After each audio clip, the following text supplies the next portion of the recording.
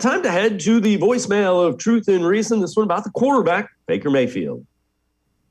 In regards to the Baker Mayfield story yesterday, I witnessed a statement from your guest saying Baker Mayfield was hurt all year and the Browns shouldn't trade him out of spite.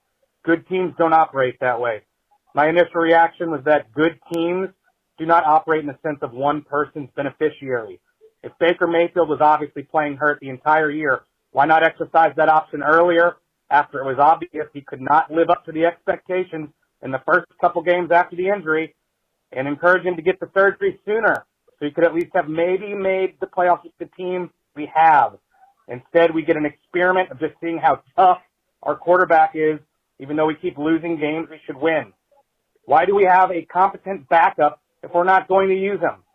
Going all in on one player for his money contract here is complete lack of accountability on behalf of the coach, and good teams don't prioritize one person over the team at any point.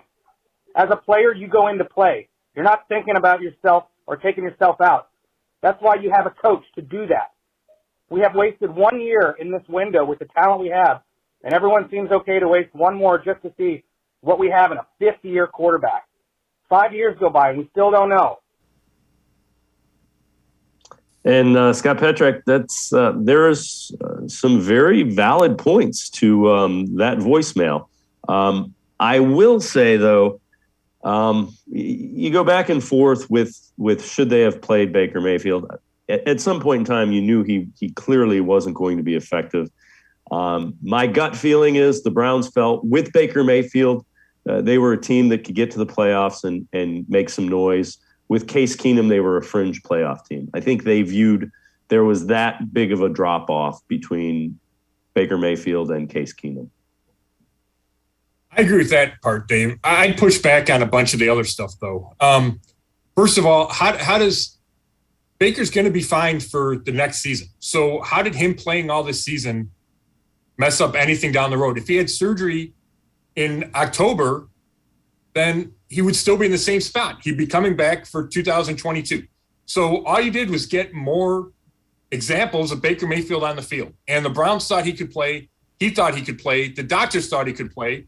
So you play your starting quarterback. To me, it's that simple.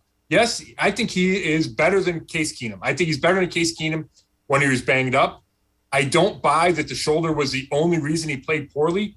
He had a torn labrum in Cincinnati, and he was 14 for 21 for almost 300 yards and 2 touchdowns and completed the deep ball.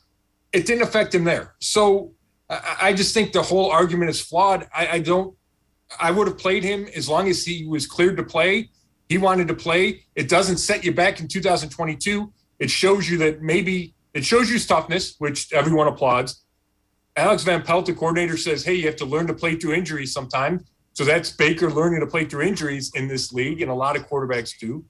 I just think it made sense, and I don't think it sets you back at all, and I just don't. So I think it was fine to play him, and you go into 2022 expecting him to be the starter, and with it being a huge year for his future, because the Browns weren't going to sign him to a contract extension if they shut it down week 3.